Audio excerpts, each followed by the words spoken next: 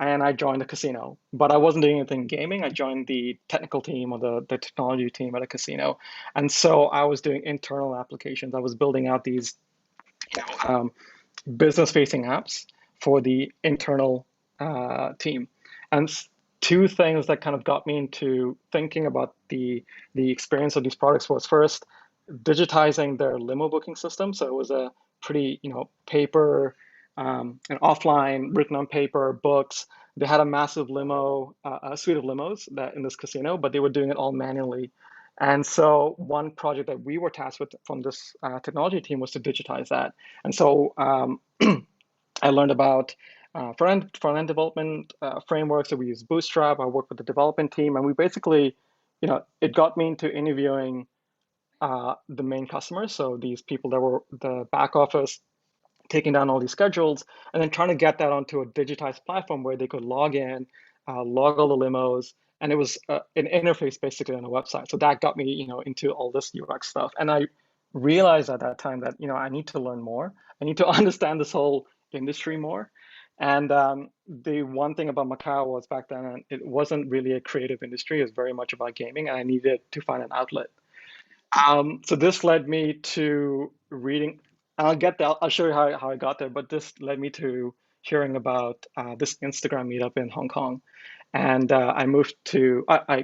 It's very easy to commute between Macau and Hong Kong. It's just an hour ferry. So I joined one of the Instagram meetups. That's kind of where I met my current wife as well. Like this was like 8 years ago, and through that, since I started coming to Hong Kong quite often to see her, I was trying to find things to do. And so there were events always happening in Hong Kong. And so one thing I found out, recently when while I was commuting to Hong Kong back then was, oh, there's an annual event called UXHK. And so in 2014, I was like, I think this is something I need to go. I need to broaden my experience. I need to understand this whole landscape. I need to talk to people. And so I signed up for the 3-day workshop. It was back then USHK. Um, funded it myself, and then came over to Hong Kong for the weekend and went to US Hong Kong conference where I met tons of cool people, and fortunately met the head of design at that time at JobsDB. So this was in 2014. They were scaling up the design team, and I pitched myself, and I guess the rest is history. So a couple of months later, I moved to Hong Kong because of JobsDB, and I joined as a UX designer. And this was way back in 2014, yeah, so like 7 years ago now.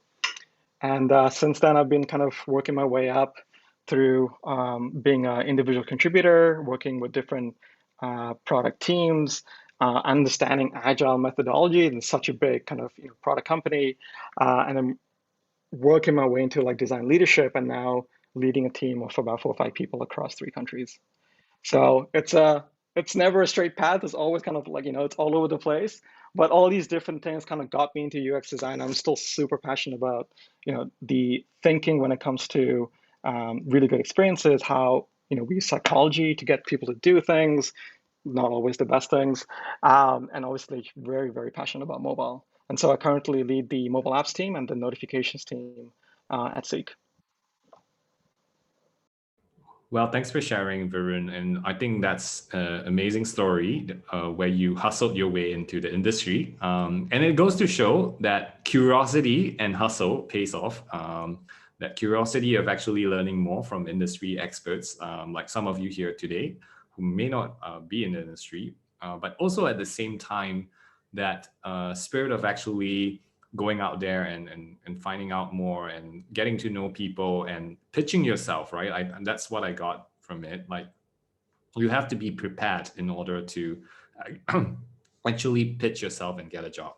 So I think that's something quite admirable.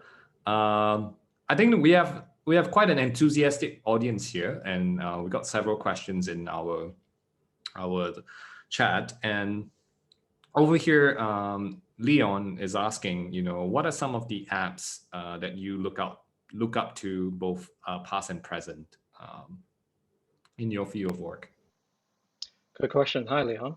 I work with Leon. He's in Australia right now. So this is way past his bedtime, but that's a really good question, right? Like, over the past few years, there have been so many apps that have kind of come and gone. But the first few apps I remember when I first got the iPhone were email apps. I was super into email apps for some reason. So there were things like Sparrow. I didn't really use the native iPhone app for email back then. Um, there was Sparrow, then there was these different news apps like Feedly.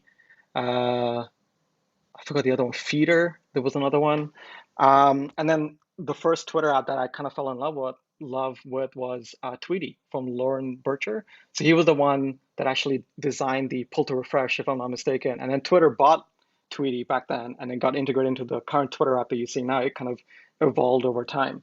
More recently, Clubhouse is blowing my mind just because of what they've done and what they've enabled in the community, and just the simplicity of it. Some of my other favorite apps that I go to now, the Google News app, for some reason, I love it. Medium um, is another really one of my favorite apps. Spotify for the longest time was one of my go-to music apps, and I've switched over to kind of Apple Music, which is feels like a step backward. So there's it just comes and goes. I just try different things, and I keep trying new apps and seeing what I can learn from them, why they did, and see if there's any blog posts out there as well. Yeah, thanks for sharing. And I think someone commented that passion, curiosity, and courage and hard work is always a good formula for success, and I fully agree with that. And someone did ask, if you were back to your 25-year-old self, what would you say to yourself? Oh, good question. What would I say to myself? If you were back a 25-year-old, what would you say to yourself? Yeah, exactly. Uh, I don't know. I think I would just constantly tell myself never give up, just constantly persevere and get stuff done. So I've and I'm not trying to give a sob story, but I've had to work pretty hard for everything that I do. I don't know why. Maybe it's just the luck that I have, but it's never been like a just easy kind of given to me on a platter. I have to work for everything.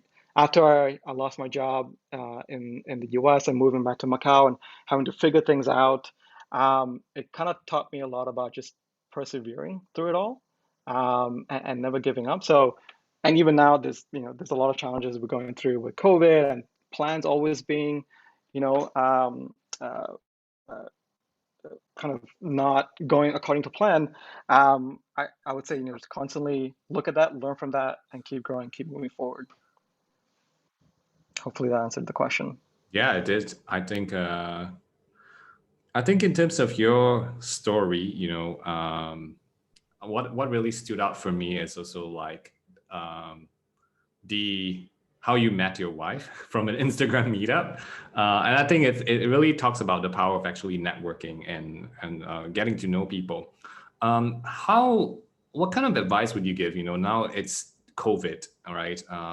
What kind of advice would you give to young designers who are trying to get into the industry, but are now limited because there are no longer meetups like UX Hong Kong or like actual physical events? Yeah, what can they do? Um, yeah, I mean it's tough, right? You can't go to actual spaces anymore and meet people face to face and get to know them. There's a lot of stuff. So if you've kind of seen the industry, if you kind of see what happened with COVID and how things have moved online, right? A lot of companies are moving to online platforms for learning, for having events. Even with kind of COVID locking down a bunch of countries, a lot of stuff moved to kind of stuff like this, right? Zoom webinars. I was actually supposed to be in Singapore earlier this year, oh, sorry, early in 2020 for a workshop, and that got canceled. And the person who was hosting this workshop, and this was all about psychology, human behavior, communication, right? This is something that it's probably better to do it face to face so he can gauge our kind of feedback and how we're thinking about stuff. He moved it online and he was doing stuff between drawing on an iPad and showing slides to just having like just a face-to-face conversation with 20, 30 other people on Zoom saying, hey, I know this is tough, but I'd love to see your face. I'd love to kind of talk to you, ask questions, right? And so he was trying something new, and this was the first time for him. So I feel like there's a lot of opportunity still online. You can still join stuff like this. Clubhouse, more recently, without trying to sell it again, is just it's awesome what they've done. It's pretty unintrusive, so it's like just audio. You can listen to it anytime you want. And as you kind of grow your confidence to put your hand up and ask a question, then you can start benefiting from that conversation as well. For example, Daylon, we met over a clubhouse session, Did which was about design in Asia, and Jay was hosting it, I think, from the Design Lead from from Grab? Grab. Yeah. Yeah, and so it does help you get connections as well. And more recently, we had a job fair. So Jay hosted a job fair as well on Clubhouse, and from what I've heard, someone got a job through that from a previous session that he had. So explore these other different avenues. You don't have to get into it and kind of raise your hand like I was saying in Clubhouse, but you can listen and and if you feel like you want to participate, you can. Awesome. For those of you who are just joining us, we have Varun, product designer, product design lead at Seek, and best known for JobsDB and JobStreet. And I'd like to ask a little bit, and this is a question from the audience, what about the iPhone that was inspiring to you that wasn't found in other products or platform, that really just triggered and made you start your journey, like as a UX designer? Other platforms, I mean, there wasn't really anything out there back then that even came close to what the iPhone was trying to do, right? But compared to, so a little bit of a story. I built my own computer. Like I used to build my own computer, and I used to be a big Windows fan. And then I heard about Macs and Macintoshes, and I was a poor college student, so I couldn't afford one. So I built my own. And when the iPhone came out, there was this. I could see that there was this resemblance that they were trying to do between a desktop version of Mac and then what you could do on your phone. And I think the thing that kind of blew my mind about the iPhone was you could just do so much on it. Even back then, it was a browser, it was all these different things, it was music. And I came from the days of, Nokia. I mean, I'm sure you know this too, but Nokia 8810s and 3810s with the snake and on game and music. And there was just this one device that you can do everything and you can browse websites and you can play games, but all on a small device, right? Everything was just in your pocket. And then they improved that. They improved the camera over time. They added stuff like FaceTime, and all of this was still from the same device that you had in your pocket. And now it's even more powerful than most desktops, right?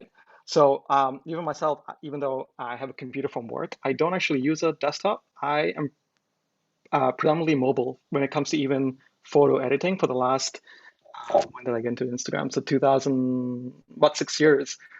Even my photo process from capturing photos to editing it to storing it, I do it all through mobile, my iPhone and more recently an iPad. And it's just that flexibility of having that with you all the time. And then even more recently, it's this experiences have improved so much that you can do so much through it as well. And of course, you have the most powerful camera in the world in your pocket, right? So it's just having that how easy it is to kind of use that and have it there with you all the time, that I love about just, I guess, phones in general or smartphones in general.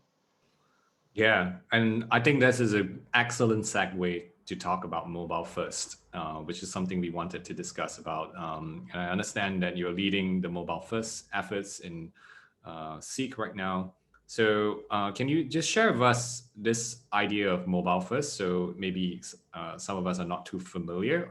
What is mobile first, and maybe why it's important, and what are your thoughts on it? Yeah, it's a very important subject in Asia, I feel. So in a nutshell, mobile first is basically, um, you know, design has always been for the longest time has been on bigger screens, has been on desktops, on laptops, and the amount of real estate you have is a lot more, right? You can do a lot more things and show a lot more content. With the iPhone, with the launch of the iPhone, and with phones and Android, coming up as well, um, mobile devices have kind of blown up around the world. So I pulled a couple of stats just to kind of prep for this, right? Um, couple of years ago, I learned about We Are Social, which is the agency, I think, out of Singapore. And every year they do a digital report, right? So like 2018 was when I first heard about it. And they do this digital report on how is digital kind of evolving around the world, like globally, and then more specifically in Asia. And then you can kind of dive down to like Singapore or Malaysia. The 2020 numbers that I found that they had was basically that mobile phone connections. So that has gone up 3.5%. So that's 151 million mobile connections, right? That's a whole lot. Internet users, so has increased 9.2%. So that's since 2019. So that's, plus 204 million. And when you think about how many of this stuff is actually mobile phone and internet coming together, 92% of the world's internet users now connect via mobile devices, right? So it's so much easier to get on a mobile device, to get a plan, to get 3G SIM cards and get on the internet, because that's for, especially in Southeast Asia and South Asia, that is the fastest way to get online.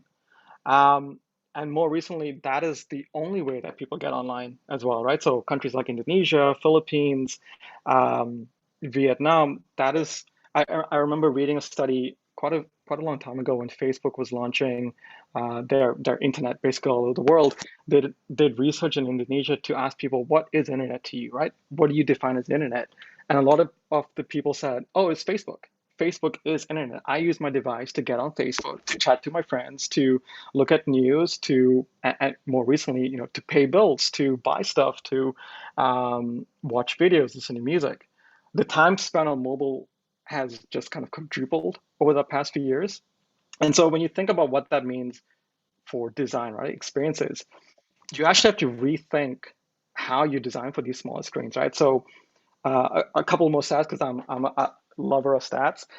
In general, in Asia, 80% of kind of traffic is Android and then 20% on iOS. And that's definitely just because of how easy it is to get an Android phone. And Android devices are pretty kind of diverse as well. There's many different screen sizes.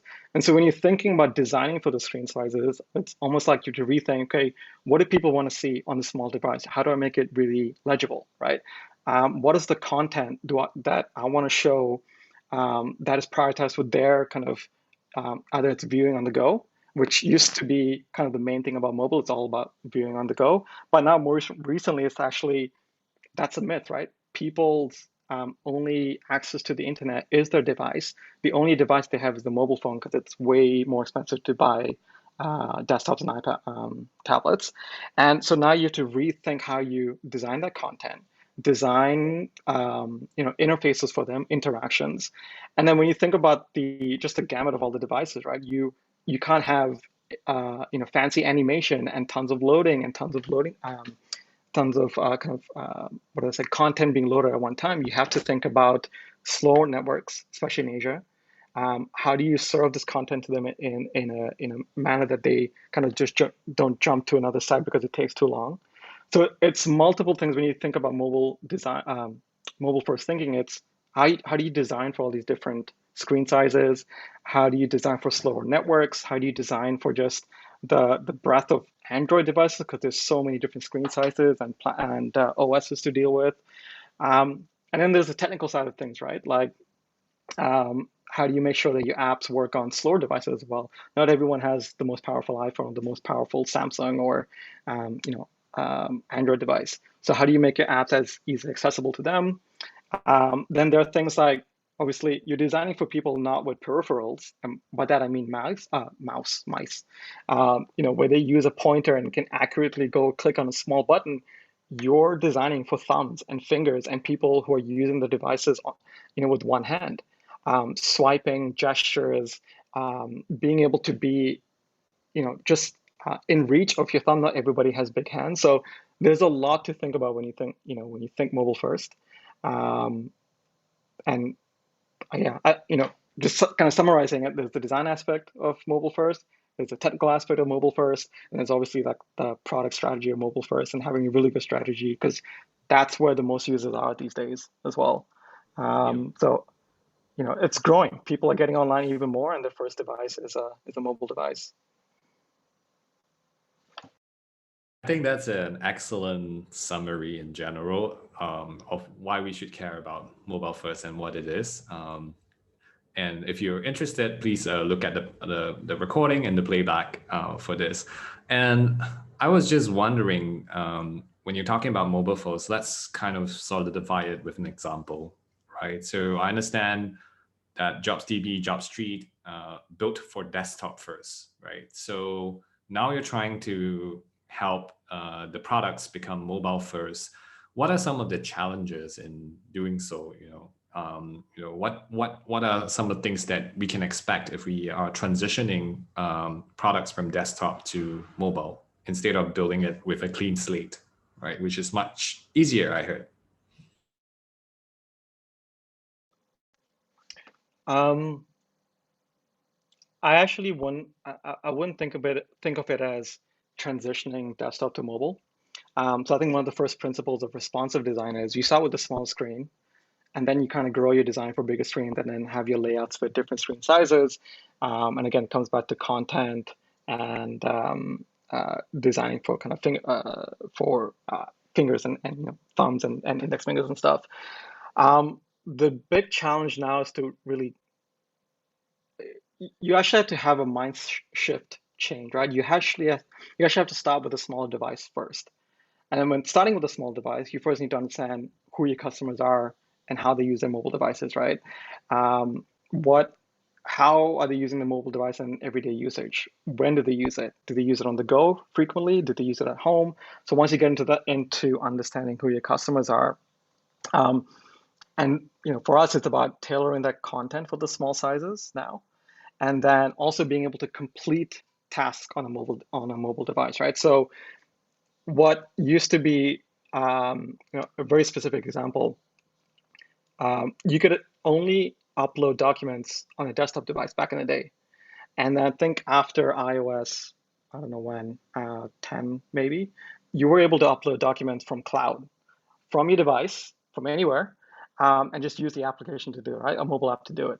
And so that enabled people to not really, you have to rethink that task, right? It used to be, oh, I can't do this stuff on mobile devices, or there's no ability for me to do it, so I have to go find another way to go about this task, go about uploading a document, go about updating my profile. We need to change that to actually, hey, how can we enable this on a mobile device, right? People only have one device. It might be their only device. So how do we help them and how do we enable them to kind of complete their task? And in our case, it's basically looking for a job, updating your profile to make it as relevant as possible, uploading a document if you have it stored either on your device or on a cloud somewhere, and then kind of going about again, researching and doing all those things on a mobile device. And so it's a very different way of thinking of it. Um, it's actually starting with that and then saying, okay, well now if they transition back to a desktop, which is usually, I would say just looking at our traffic previously as well, it's only about 30% of people visit us to desktop. Then you go about thinking, okay, now that you've done this on a mobile device, if they transition to a desktop, if they transition to a tablet, how much more room do we have to play with? And how much more content can we, show them? And then obviously you're designing slightly different. So that challenge actually is that mind shift change. Start with a small device first. Rethink your content for a smaller device first. Yeah, and this is the reason why it's called mobile first, right? First being the emphasis in this term. And it's a good segue to what we wanted to speak about, which is the maturity in Asia Pacific. As you're observing this, right? Let's talk about mobile first, right? How many companies do you think it's a common practice for people to think mobile first? As you're observing apps in Asia Pacific, what are your thoughts, and how is it linked to the maturity of UX design? So there's two questions in there, right? So other companies who are doing really well or are thinking about mobile first in Asia, and then how that impacts design maturity. Yeah, you could say so. Okay. Um, so the first question, right? Mobile first. I think there've been a couple of companies who understand the importance of mobile. They understand the mobile landscape, and they are doing insane stuff. So companies like Grab, companies like Gojek, WeChat, who are building. So one thing that they all have in common is they're all building super apps, right? One app that can do a multitude of things. You can surf the internet, you can pay your bills. Um, in China, WeChat's also tied to your citizen score. I mean, there's so much stuff that they're already building on mobile devices because these companies know that that's actually where the audience is. That's where the market is, and that's where the audience is going to continue growing, right? So, I don't know if you heard about the first billion users that Google has this initiative, right? For Asia, that actually racks up to, and again, I love stats. I'm going to pull out some stats that I was reading about. In Southeast Asia, that unconnected audience is about 229 million. And in South Asia is 1 billion, right? These are people coming online for the first time and their first device is mobile. So that's, there are companies who already know this and they're targeting mobile. They have a mobile strategy. They've got really good responsive sites, but they've also got progressive websites because they understand that not everyone's going to have a fancy phone with 128 gigabytes of space. It's apps usually are between 100 to 200 megabytes. So that's a lot of space.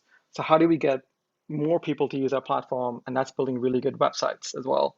And I'm not sure if you noticed, PWA, which is a framework from Google, they actually have standards and kind of guidelines to make sure that their mobile site and the app is as close as possible when it comes to the experience. And there's so much that you can do with the PWA now as well. So a Yeah. really good example of that is Stadia that Google came up with.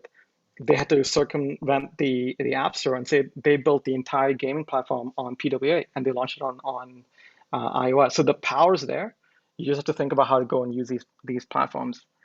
Um, so when it comes to kind of how design maturity fits into it, I'm not sure if I can connect it directly to Yeah, maybe mobile first before thinking. you answer the second question, I Mhm. just wanted to give a little bit of context for those of you who are wondering the term PWA. I think it means progressive web apps, and it's Google's initiative to ensure that um, mobile experience on the web is as accessible as possible for everyone, including the kind of speeds and experiences that we get to enjoy by using native apps, where we install them on our Android and iPhone devices. So I think that's a really good point. I do know of some teams who are kind of experimenting and pushing the boundaries on that. Yeah, so on to the second question, which is about design maturity. Do you think for like, is it a prerequisite for companies to think mobile first in order to be mature as a design organization? Um, for companies to think mobile first to have a mature design team, basically, I, I I don't think so. It really depends on what your product is in your organization, obviously, and whether your market's actually a mobile-driven market or a website that people kind of visit.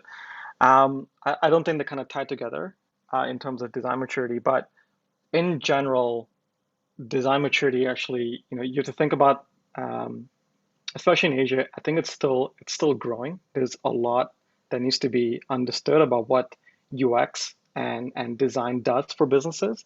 Um, in the West, there've already been tons of studies, and there's been a lot of research, and even I think Intercom came up with this report about how design impacts business and why it's not just about the way it looks and it feels, but understanding the customer problems, being able to go and research and synthesizing all that information, and then coming up with a really good strategy to drive business performance and business profits, right? Um, if you understand your customers, you can eventually have the outcome of that is really good business, right? And so design maturity in Asia, I think it's still um, yeah, I think there's a lot to grow there. We were actually supposed to give a talk in 2020 about what we were seeing in Hong Kong.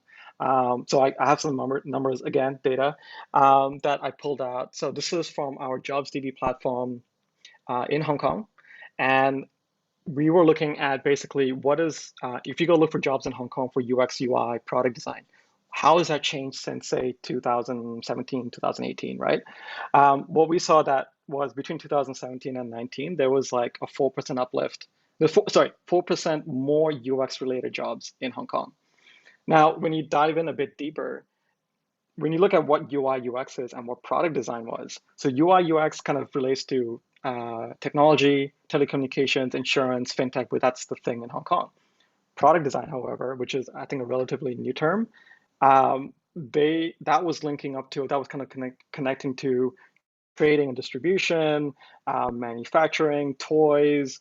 So there's a bit of a misunderstanding of what product design is, and I think someone asked like, what is the difference between a product designer and UX designer? And I think people are still like organizations are still trying to understand that part, like just the terminology.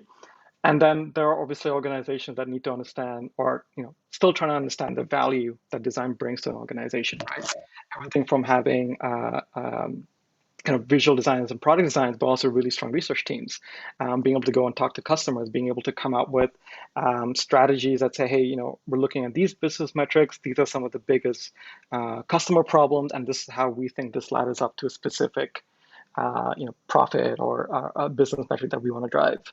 And you know, there used to be, oh, there still is, but there are organizations, at least in Hong Kong. I think CuriousCore is going down that path of educating people as well. Like in Hong Kong, we had um, the General Assembly course. I think they've gone out of business, at least in Hong Kong, so it's all online.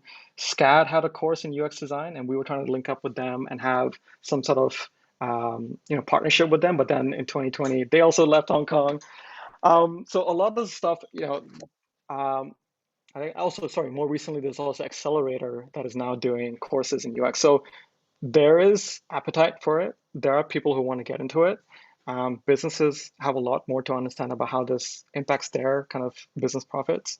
And we're still kind of behind when you compare it to like the West, right? For sure. So yeah. Yeah, I think what I find interesting in what you shared so far is like the amount of data that you share, and also like you talking about strategy, right? And also for the benefit of the audience here, maybe we should differentiate a little bit. What does product design mean? I've heard about those posts where you are a traditional product designer, so you do a physical product. But what we're talking over here is a digital product designer.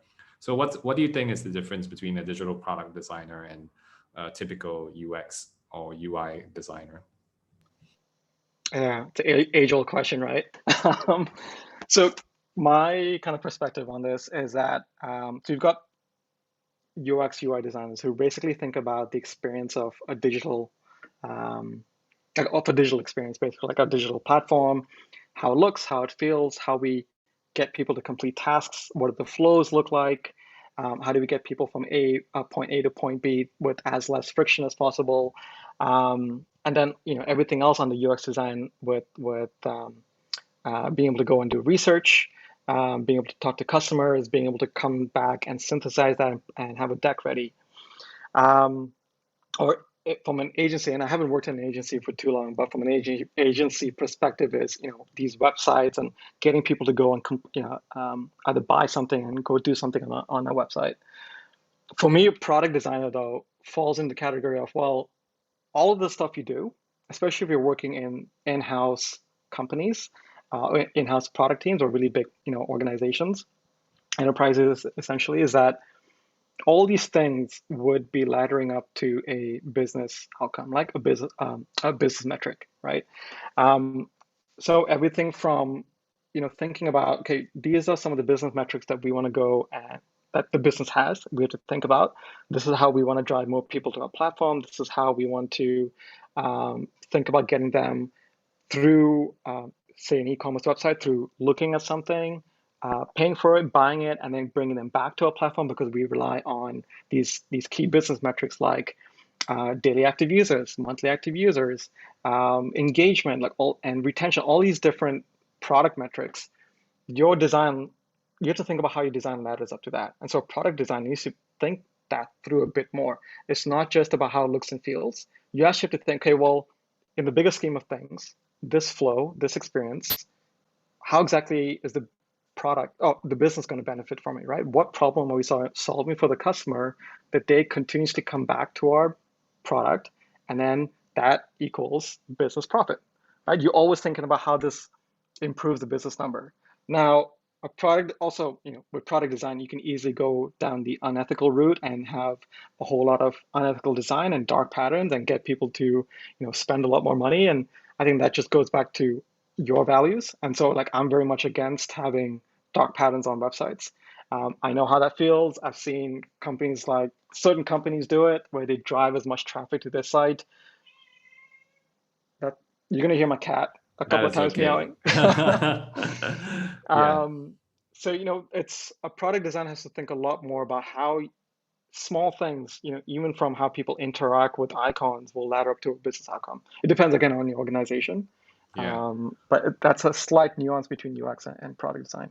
Yeah, I agree with the definition. And I think that's also as per my understanding, that product designers actually consider business strategy and are more business focused as well. And I think there's a question from the audience asking, how do you elevate the maturity, the UX maturity in an organization, right? Did you have to do that while you're at Seek? Yeah. Yeah, it's uh it's constantly evolving. We're trying to do a whole lot of things. So previously, so Seek has kind of acquired JobsDB and JobStreet about 10 years ago, but only recently we started working in a bigger kind of organization, in an APAC organization. Our design team when we joined was about 12 to 14 people, one head of design, a visual designer, a researcher here, and a couple of product designers. In the last, as we grew to an APAC team, that jumped to like 40 people, right? So now we have design ops, we've got a massive research team, we've got senior design leads, and then kind of design leads where I sit, and then our head of design sits at the table with the business, right? So at the same level as kind of the directors of products and the head of products. So kind of growing the maturity of this, depending on your organization and depending on how the organization sees the value of design, there's kind of different ways you have to go about it. So I can probably speak to like, what we did at in our Seek Asia team a couple of years ago, right? So as we grew the Seek Asia team, it was about, um, especially in our organization, it was very much product driven. So that meaning product managers were making decisions on what's the best way to go about what problems we want to solve, right? And this is why we need to do it, and this is why it's good for the business. So for us, it was saying actually this is why we have a design team. Designers are not just about um, how it looks and feels. We want to be in those conversations up front. So we muscled our way in, and that was done through many different ways. Like we had, design leads advocating for growing their design voice, understanding the business, understanding metrics, um, and then kind of muscling our way into the conversation with product managers and the product team and saying, actually, we're going to go do a bunch of research and we're going to go understand the customer and the customer problem. And then we're going to see how this ladders up to specific OKRs that we have, why it's important that we solve these problems versus other problems. And so, like, there's, I don't think there's like a clean cut way of doing it. It really just depends on the organization that you're in. One is obviously understanding what you can do as a design team. What do you have the capability to do? Where you need to upskill. So whether it's upskilling research, whether it's upskilling and kind of data or using evidence to drive decisions. Yeah, I kind of don't know where to start. There's so much to do. Um, but it's basically Yeah. about growing that design voice, right? You have to grow your design voice in the organization by showing what the value of design does for the business. Yeah, I think that's a fair point of view. And it's also a nice tie up on the question on design maturity and how do we elevate it in general. When we think about that topic at hand, we talk about trust, right? And having a design voice and gaining trust with the entire organization as a design team. What are your views on that? I'm sure it's not been easy trying to, because you use the term wrestle your way in. How do you gain trust with the rest of the organization, especially if people are still thinking like designers are just about yeah, making things look fancy. Yeah. I think it's going to be always it's always going to be a challenge in any organization, no matter how mature that. Well, maybe if it's a really design-led organization, things could change. Um, Kind of one thing for me was that I had the opportunity to do at Seek actually was become product manager for close to 8 months. So I was leading the design on the apps. We didn't have a product manager. We had a tech team across Hong Kong, Penang, and KL. And I put my hand up and basically say, I would like to try out for this role. So I will be the product designer and the product manager. Um, Luckily, I had like a really strong visual designer with me, so I could, have partner with a visual designer, a content, like a copywriter, and so I had them to kind of help me out as well. And so that role was basically, a masterclass in product management, right?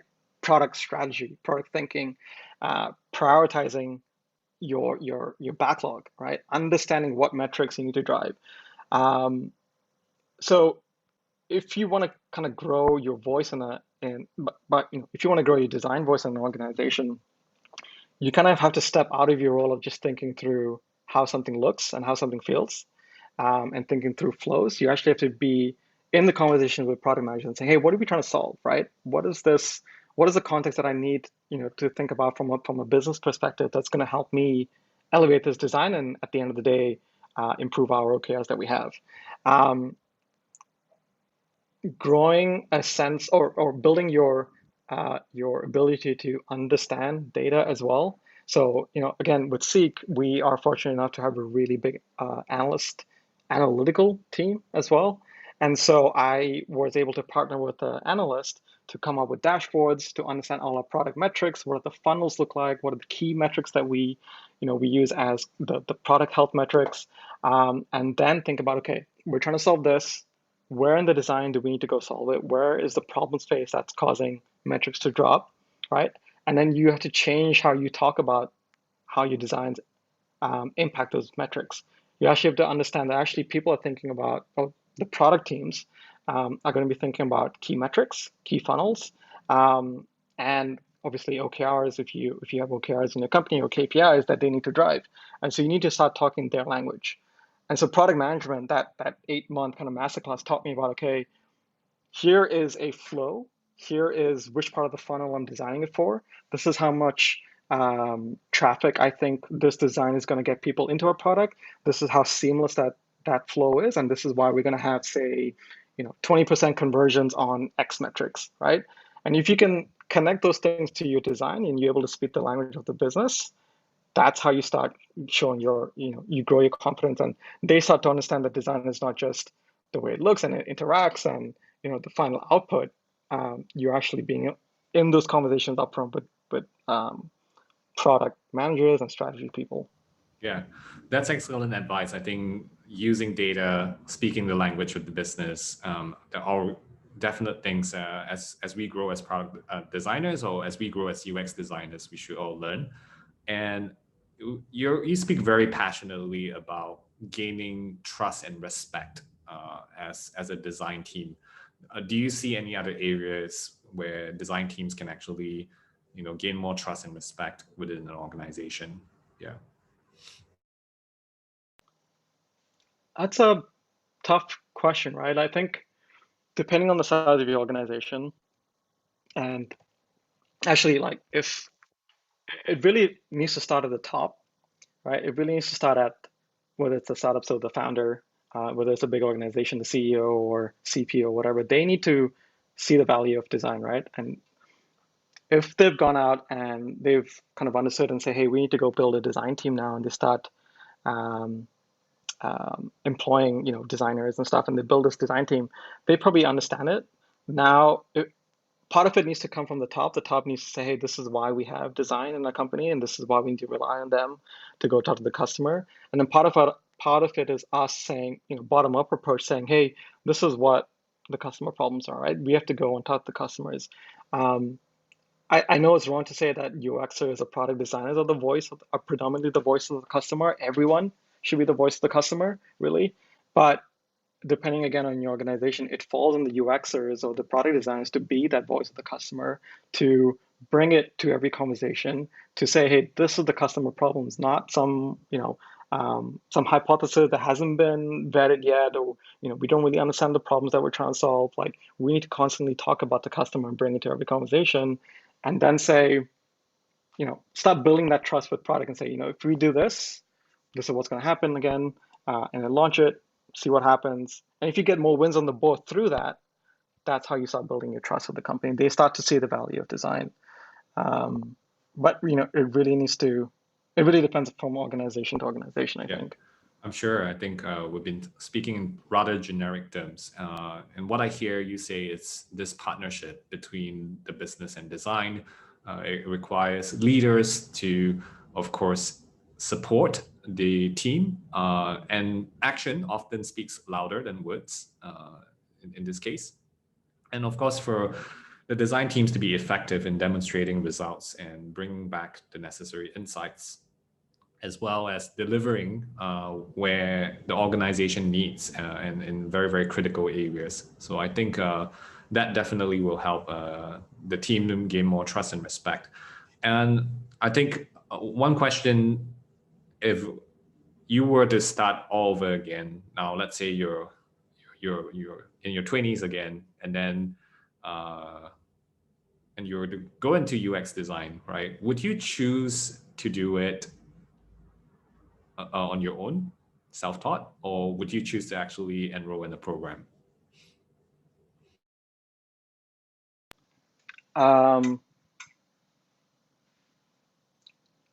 It's okay, I'll be honest. I didn't have the best time in uni, right? I hated going to classes. I hated learning from books. I didn't feel that was a way for me to learn. So I feel like it's basically, to um, it really depends on how you want to learn, right? What's the best way for you to learn, whether it's going to classes and learning from books and learning from like a structured method, or kind of the way I did it, which was reading a whole lot of articles, learning from, going to conferences, talking to people, and then just learning on the job.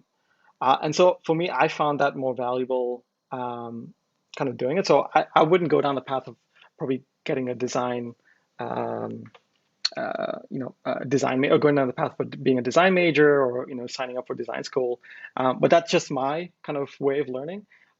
Even now, as I kind of transition to a design lead, and learning about leadership and management, um, there are key things that I want to go learn from a more structured method. So I signed up for a communications course to understand how to deliver better, uh, you know, communicate better, and deliver communicate for impact, which is what the course was.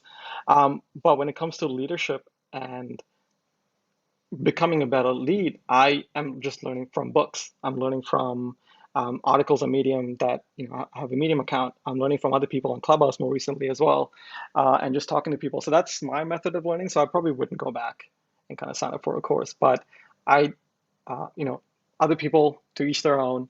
If you feel like you should sign up for a course, definitely go about and go do that, because I think you can learn a lot in a lot more structured manner as well. Yeah, I 100% agree. As an educator myself, I think one thing I'm very conscious of is the different types of learners, like whether they're more visual, whether they're more kinesthetic. And I myself am a more auditory and kinesthetic learner, which is why I didn't do great in school. I'm not an A student. I'm more like a B student. So I think to learn by doing is actually what I would prefer very much as well. And I think that's definitely a consideration when choosing a program, whether it's more theory lectures or is it more practical lessons. Is it actually very close to what's being done? Because one thing I learned from your story is that even though you were not a UX designer in the casino, you were building products. You were actually very close to the technical team, and you were trying your best to learn from whichever position you came from in order to build that familiarity with building digital products. So I think that is really wonderful. Do you have any parting advice for young designers or designers in general, given on the topic today? Parting advice. Where do you start? If you're if you're just getting into UX, right? If you're just getting into kind of the industry, you're signing up to classes like on CuriousCore or taking masterclass sessions or whatever. Um, Apart from the hard skills, obviously that you gain from going through these courses, right? Understanding um, HCI, understanding interactive patterns, IA, UX research, UX design, UI, all this kind of stuff. Apart from that, I think one thing that, and again, depending on which path you take, whether it's in-house and working for an enterprise or working for an agency, really try to hone in on your soft skills as well. So in my earlier years at Seek, I was terrible. I still feel I'm kind of terrible at speaking, but I was terrible at speaking. I was super shy. Um, but how you craft your story is how you start to influence, stuff as well. And when it comes to design, like, one thing that you don't learn at design school is basically how you work with other people, and how you work under constraints, because that's what design essentially is. It's a massive trade-off. Like design is trade-off. You're always trading off to get something out to market and then iterating, right? So you learn those things on the job, but and a lot of that is also being able to communicate really efficiently with your teammates, being able to influence them as well if you want to, go down a certain path and sell your design, right? Um, you should be able to have debates with people, as well, be able to ask really good questions, um, have strong opinions about something, but don't have strong opinions and get really annoyed by someone, saying, "Oh yeah, but you're super opinionated. I don't believe in you. We're just going to go down the path." Like I feel like designers are opinionated anyway. It's super subjective kind of industry anyway, right? So they're super opinionated, but come with evidence, right? Design is all about coming to the table with evidence as well. I'm very much evidence led, whether it's kind of quant data through dashboards that we have at work or research or insights. Have evidence to back up your opinion and then have a debate with your team. Um, I think so. Designers coming out of school, one thing to look out for is to grow that soft skill, communicate, and asking really good questions. And even with that, asking really good questions is not easy. But if you don't ask, you're kind of not growing, right? You're not putting your hand, you're not putting yourself out there, you're not putting your hand up. And I feel like that's also how you grow as a designer. It's like you ask questions, you learn how to ask really good questions as well. Yeah. Yeah, that's great advice. And certainly, I hope it helps all of you here who are looking to transition into the industry. And for those of you who are already practitioners, I hope this evening and this session has been useful for you in terms of growing and helping your organizations push for better design maturity. We learned about trust. We learned about uh, being a designer and how to hustle our way to be a designer. We learned about other life lessons as well. So I would like to thank Varun for spending time with us for tonight. And I wish all of you well. If you'd like to stay around a little bit longer, we do have the room open for private questions for those of you who are on Zoom. For those of you who are on Facebook and are joining us, thank you so much for joining us. Well, Varun, thank you for your time. And we'll catch up in a short bit. Cool. Thank you for having me. And thank you everyone for the questions. I'm happy to stick around too. Yeah, I'll be around. My cat's here anyway, so he's keeping me company. All right, I've stopped the live stream.